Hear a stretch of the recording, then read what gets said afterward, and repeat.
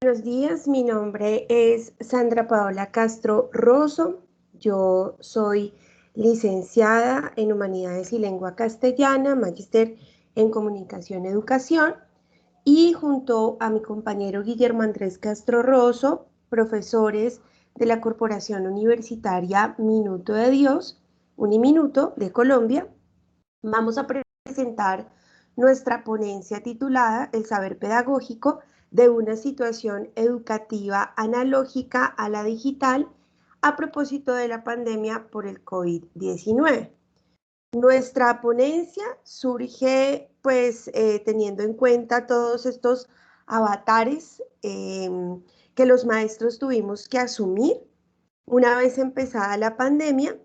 y empezamos a combinar elementos tanto de la situación pedagógica digital como análoga, entendiendo que en Colombia la transición hacia lo digital pues no ha sido un tema fácil, ha sido más bien un tema difícil y que los elementos analógicos nos sirvieron mucho para potenciar lo digital. Cuando hablamos de lo analógico, nos referimos principalmente al uso de la radio y cuando hablamos de lo digital, pues nos referimos esencialmente a la producción multimedia y transmedia. Por lo que a continuación lo que nos proponemos es hacer a modo de reflexión y a modo de exposición una construcción de lo que ese saber pedagógico implica para el profesor en el tratamiento y uso de los medios, o como diría Jesús Martín Barbero, de las mediaciones con lo comunicacional, desde elementos analógicos, que es los que usamos en el aula convencional, hasta convertirlos en elementos digitales, teniendo en cuenta pues este aislamiento preventivo, esta contingencia de COVID-19, y como objetivo nos propusimos pues establecer ese aporte pedagógico en la construcción de narrativas digitales y analógicas a través de procesos audiovisuales y radiales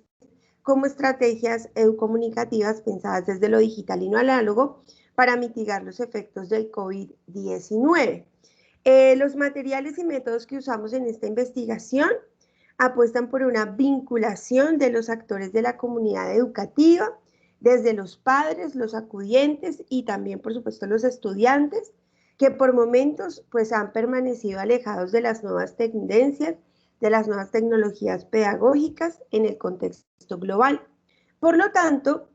esta metodología usada es la recopilación y análisis de experiencias pedagógicas mediadas por tecnologías de la información. Es importante aclarar que esta investigación se realizó sobre todo en Cundinamarca, que es un departamento de Colombia,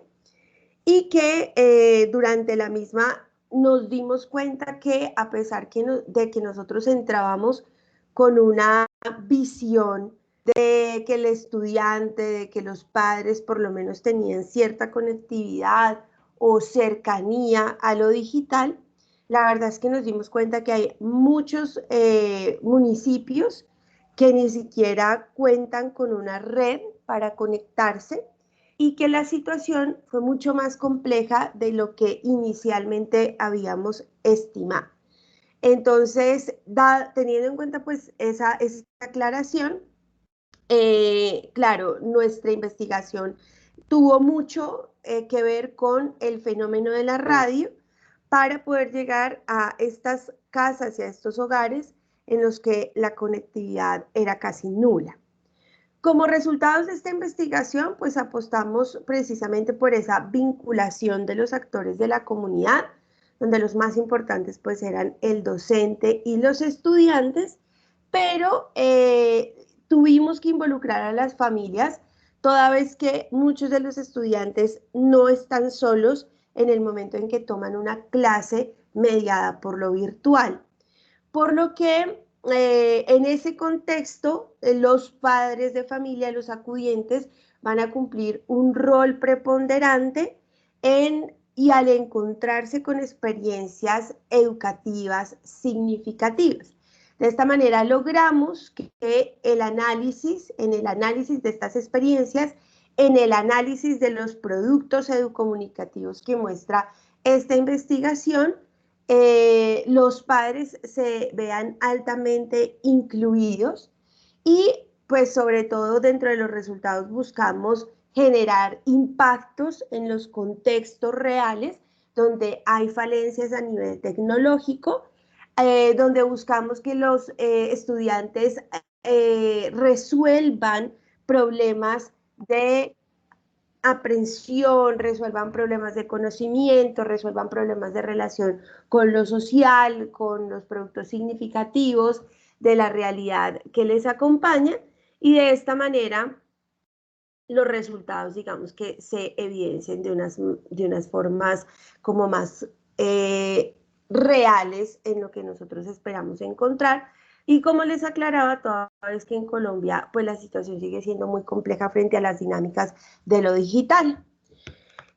Como discusión y conclusiones esenciales, pues nos dimos cuenta que las instituciones educativas se enfrentan básicamente a dos desafíos principales en este contexto de nuevas tecnologías y de saberes análogos y digitales en pandemia. El primero es que las instituciones tienen que abordar la integración y la adaptación al medio como base y en uso de herramientas digitales. Y como segundo, la filosofía de aprendizaje a distancia son dos elementos para los que las instituciones no estaban preparadas y que han tenido que abordar desde ahí el punto de partida de sus nuevas propuestas pedagógicas. En la primera,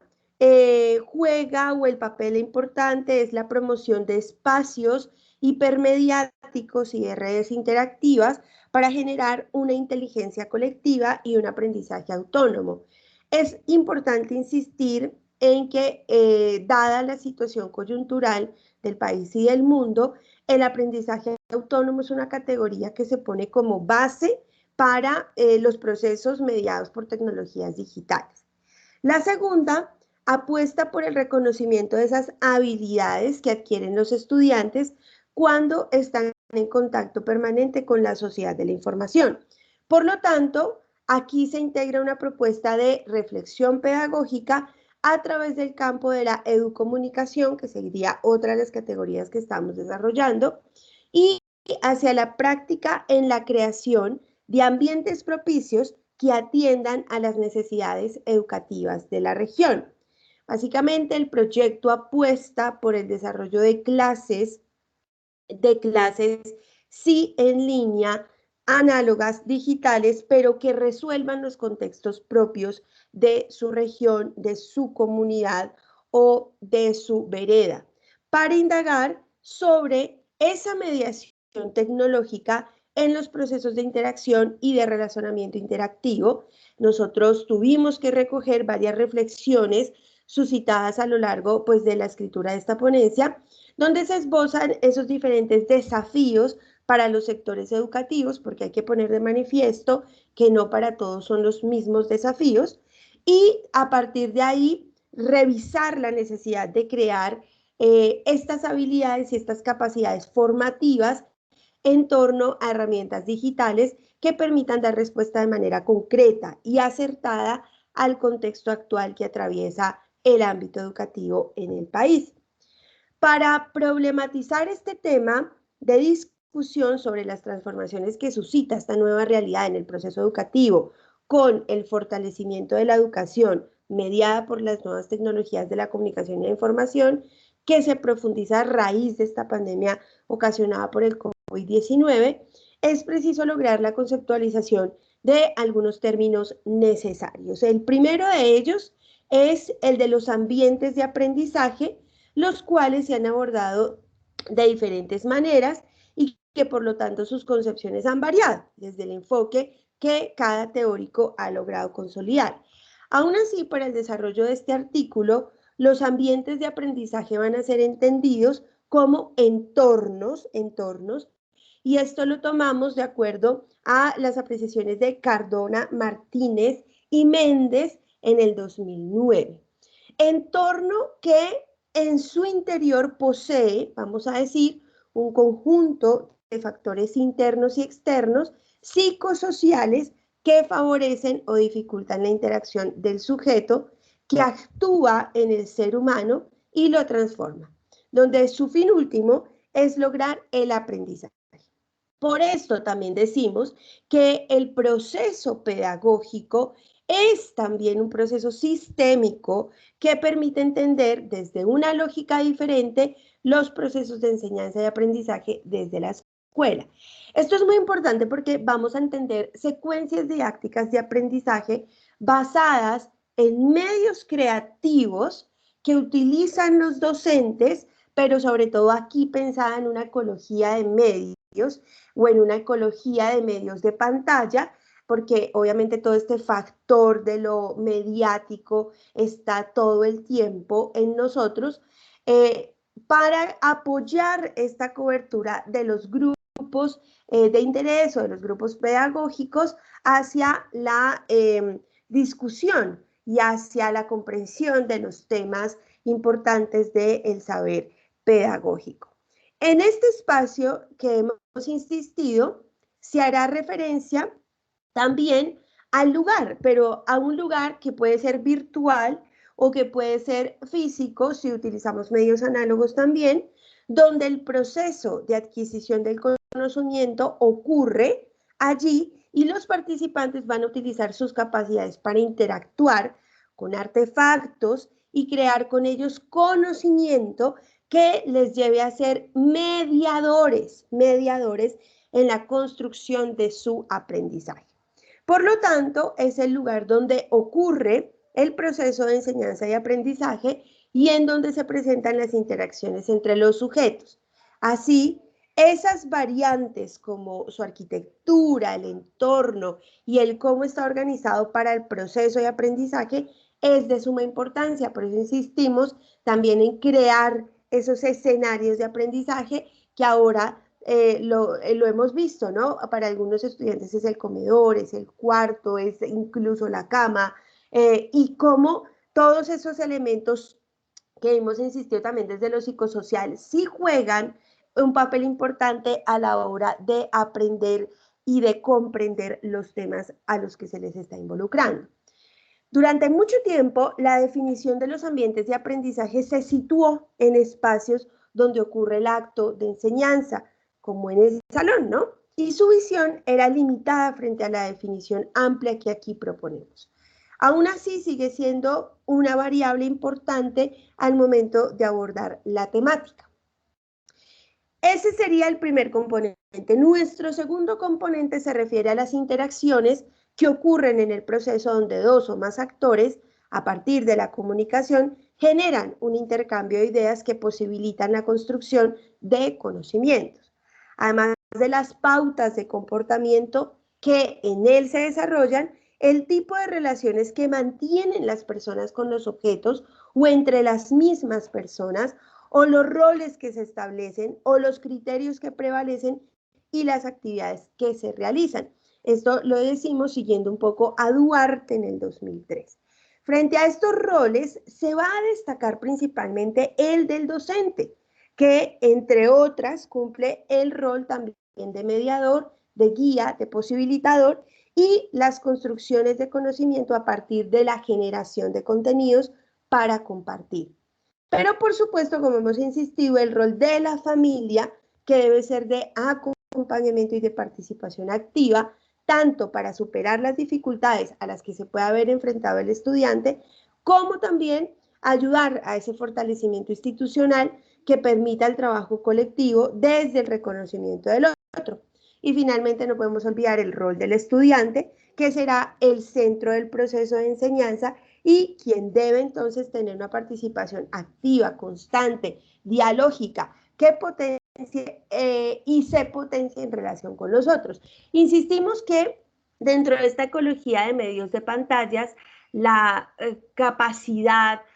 activa de los estudiantes, de los padres, de los docentes,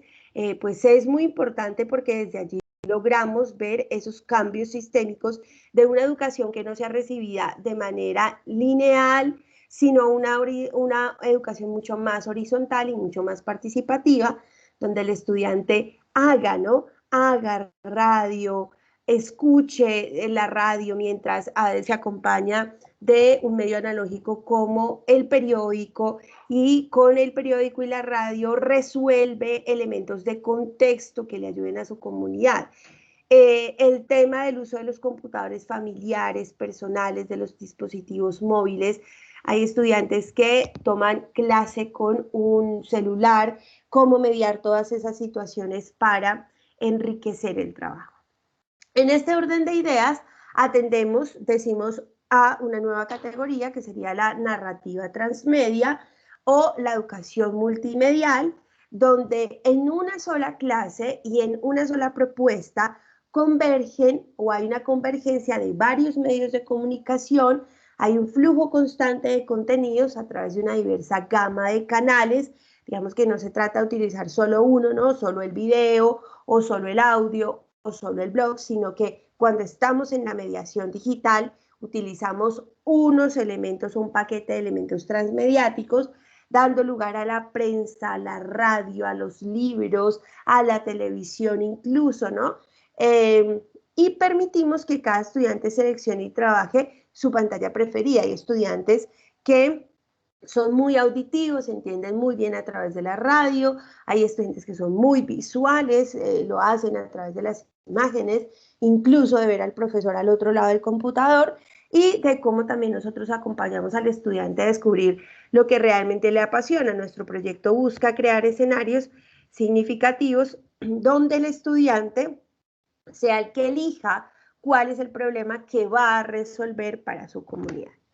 En este orden de ideas, tanto ese espacio físico como las interacciones, pues van a estar interrelacionadas, y a partir de la configuración de ese espacio, las relaciones entre los actores terminan siendo relevantes en ese proceso de enseñanza que se transforma. Y esto va a ser muy importante para la discusión que estamos planteando, pues el ejercicio virtual transforma radicalmente la situación de la escuela como la habíamos manejado hasta ahora.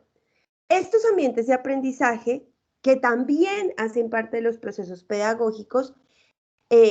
muestran la necesidad de tener currículos que sean flexibles en términos de los contenidos, de las didácticas, de los tiempos de formación, de las metodologías que se proponen para la evaluación, de estos elementos que hacen necesario el escuchar al estudiante, sus necesidades y sus pasiones. Frente a esto, las discusiones giran en torno a cómo plantear currículos que desde la cotidianidad, que desde la experiencia inmediata, que desde una problematización de su entorno, permitan generar una educación contextualizada que convierta la adquisición de nuevo conocimiento a una acción significativa. De esta manera, el espacio, con estas interacciones que hemos insistido y este contexto de la educación mediada por las tecnologías de la información, también se va a transformar. Por lo tanto, la modificación del currículo frente a una situación que prioriza lo virtual debe sí o sí realizarse, sin perder la claridad sobre la finalidad, sobre la educación contextualizada que permita al estudiante construir ese conocimiento desde la resolución de problemas. Y este elemento curricular también llevará a reflexiones en función del enfoque pedagógico que problematiza el entorno y desde allí su ejercicio didáctico. Como conclusiones rápidas, pues encontramos muchas conclusiones, encontramos estudiantes muy autónomos que le apuntan a esa centralización y automatización de la gestión del aprendizaje. Encontramos una categoría que sería la flexibilidad, donde la plataforma o las plataformas pueden ser adaptadas tanto a los planes de estudio de las instituciones como a los contenidos y estilos pedagógicos de la organización, que también les permite organizar cursos con gran facilidad y con gran rapidez. Encontramos el fenómeno de la interactividad, donde las personas se convierten en los protagonistas de sus propios aprendizajes a través de autoservicio y de los servicios autoguiados. Encontramos la estandarización, que es una característica que permite utilizar cursos realizados por terceros, personalizando el contenido y reutilizando el conocimiento. Encontramos un escenario de escalabilidad donde los recursos pueden funcionar con una cantidad variable de usuarios según las necesidades de las organizaciones, de funcionalidad, donde las prestaciones y características de los servicios que hacen que cada plataforma sea adecuada según los requerimientos y necesidades de los usuarios pueda ser evaluada por docentes y estudiantes. La usabilidad, pues esto facilita que las personas puedan utilizar la plataforma con el fin de alcanzar objetivos concretos. La ubicuidad, que sería la capacidad de utilizar una plataforma para generar tranquilidad al usuario y provocarle la certeza de que todo lo que necesita lo va a encontrar en dicho entorno virtual. Y la integración, porque pues muchas de estas plataformas permiten integrarse con otras aplicaciones y ser, por ejemplo, enviadas, grabadas, bajadas en audio a sus WhatsApp, a Facebook, etcétera, para que los estudiantes puedan acercarse a estos entornos un poco más significativos. Agradecerle al Congreso de Investigación en Educación Superior por habernos permitido presentar esta ponencia. Les recuerdo que mi nombre es Sandra Castro y el de mi compañero Guillermo Castro. Muchas gracias por la oportunidad. Feliz día.